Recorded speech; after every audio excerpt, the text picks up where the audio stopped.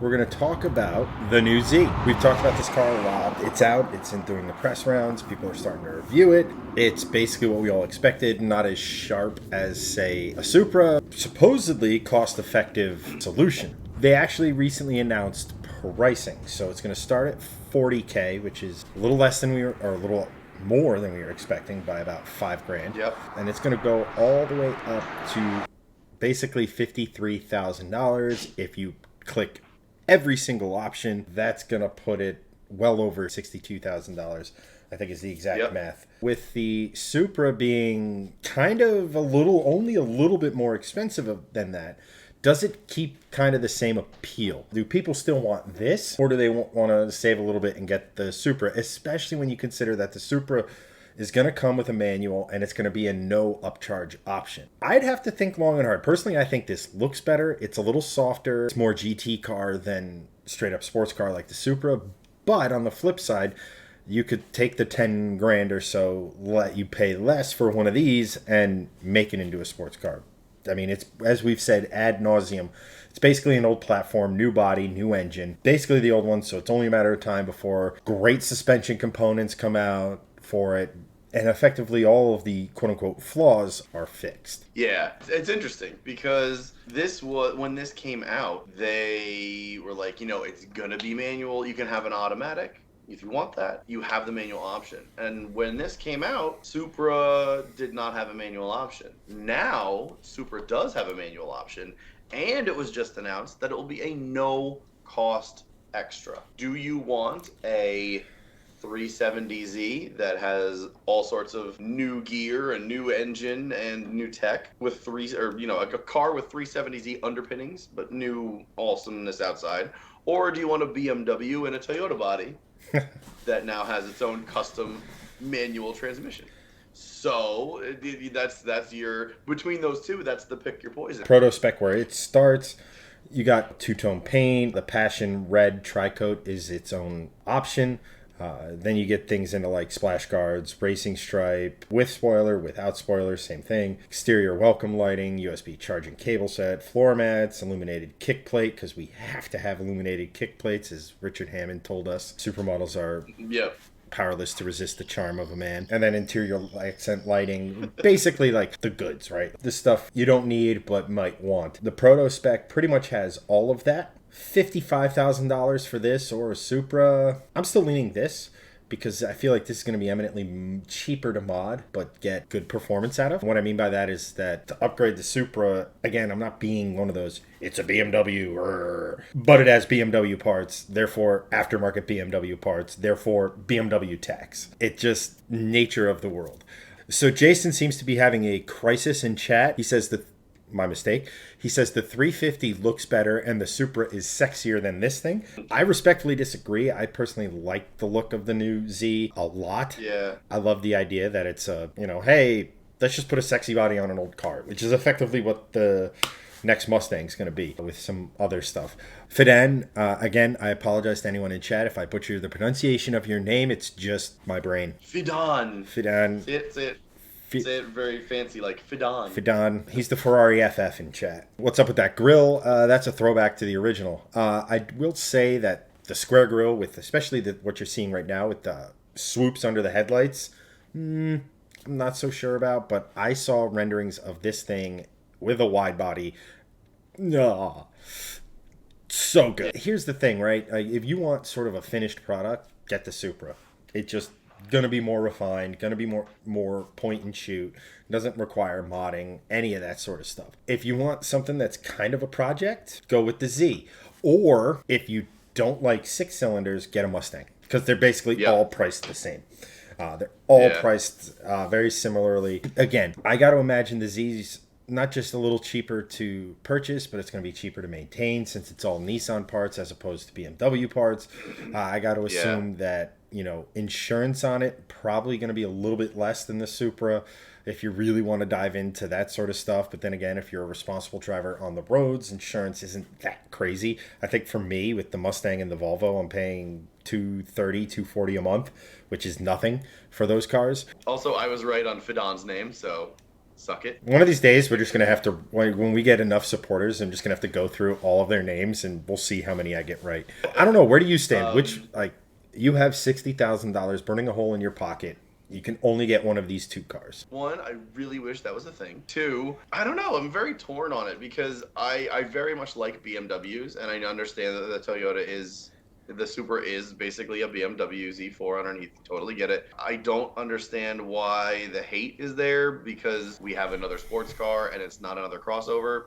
Deal with it. You know, they catered to the enthusiast crowd and everyone's complaining. Shut up. Second No. part of that is I also hear sort of a little bit of whining from people about like the Nissan side of it, from like, oh, it's just an updated 370Z. Again, Nissan is also a company that is not really in a position to be making a metric ton of new cars. They're not really that financially as stable as Toyota is, even though Toyota partnered with another company. Whatever. I still don't see the hate of it's like, oh, it's just an updated 370Z. Again, who cares? We have another sports car. They didn't rename the Z as a crossover or an EV crossover. Get over it. Soapbox aside, I'd probably go with the Supra right now. And there's a reason for that. Because the aftermarket is already there for like the last 2 to 3, 4 years. If you ask me this question in a year or two from now, I would probably say the Z. Because I don't think the aftermarket is there yet. I mean, I understand that it's an updated 370. Right. It's going to take... Once basically testing happens... The aftermarket in a nanosecond. So, the engine's been around for forever. The chassis has been around for forever. They just got to figure out how to make the two work in this particular thing. Right, and there is an aftermarket for the engine and the exhaust, just because this is lifted from the Infiniti. I think it's the Q60 Red Sport with that twin turbo V6.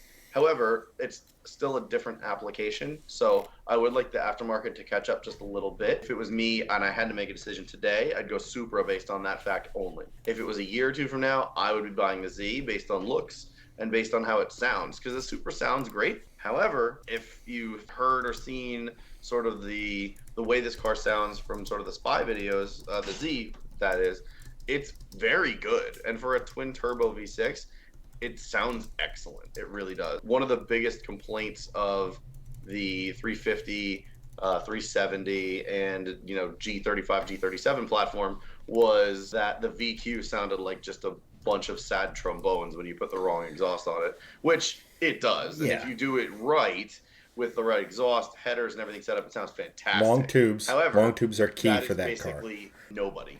So if you see a VQ car on the road, it's basically just going to sound like crap. That's just a fact. This, however, stock sounds amazing.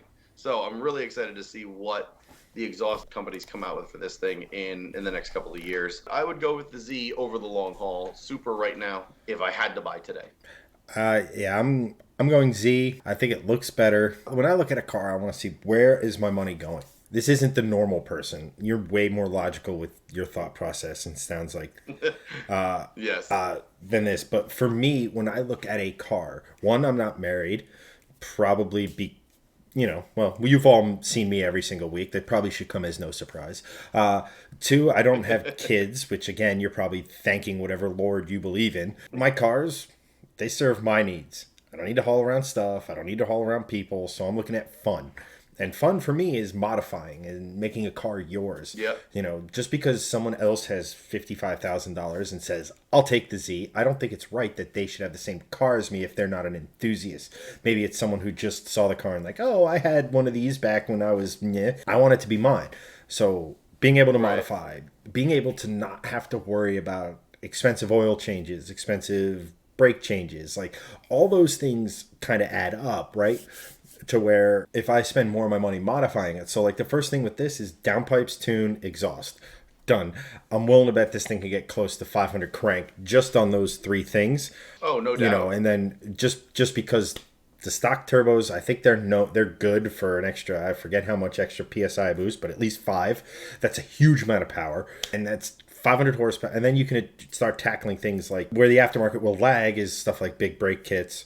But the suspension, I wouldn't be shocked if you could take 370Z suspension and throw it in this. And then like with like KWs, you can tune rebound, initial shot. Like you can tune that. I mean, granted, I can't. A good suspension shop will be able to do it. And then I'll have something that's uniquely mine, faster than both of these cars stock, manual gearbox, retro looks. It's the new thing. The problem I will always have with the new Supra is that it is not the FT1. And I understand that they had to drape FT1 styling over BMW Z4 hardpoints, and it kind of became this sort of shorter, stubbier, squattier, not FT1. I would almost have wished that Toyota never even showed the FT1. It's like, hey, look at what we can make. Holy cow, Chad is back. I almost prefer they wouldn't have made it, because that, I think, is a lot of people who are like clinging to the BMW really are just clinging to, well, you showed us this, and then it's like you versus the guy she told you not to worry about. It's like you're the Supra, and the guy you're not supposed to be worrying about is the FT1. Like, the FT1 was epic. That's my biggest gripe with it. It's like there's this thing that was beautiful that everybody universally loved. And then Toyota's like, BMW. Almost looks like if you took like your Polestar and you had a beautiful picture taken of it, and then you asked your kid to draw it, right? It just dulls it. I mean, I don't know. Your kids could be great artists. I actually don't think I've ever met them. But at any rate. Yes. Yeah, I think you have in passing. I get your point. And and that's the complaint that everyone has basically about the Supra is like, it's not a true Toyota. I get that argument. I truly do. Like, would I have rather Toyota made their own Supra and not partnered with BMW? Yeah, but I'm not saying they also a shouldn't have realist. done that. What I'm saying is that they No, I set the know. expectation and then came in under that. Yes, totally. Yeah, I'm just playing off your thing. Like, I get your point on the FT1. Like, everyone else's complaint is like, oh, well, they partnered with BMW, and I'm just like, yeah, they did. Cool. So what? Move on. Move past it. Like, the enthusiast is a dying breed, and it's because of like arguments like that are out in the public. I get the point about the FT1 because there are some FT1 like notes in there, like with how the body's made a little bit, the hips, the front end, with some of the lines. Like, it's not the same. I mean, it's not the FT1. It's you took the sure. FT1 and then just went. Yeah, exactly. If you asked an adult to draw an FT1, the Supra would be an adult's first pass. That's what came out of it, essentially. I see the argument. I agree. I'm glad we're able to have this conversation at all. I'm excited that we have two new-ish, because the Supra came out in 2018, 2019. The two new, Z being newer, sports, mid-level sport coupes that otherwise wouldn't normally exist.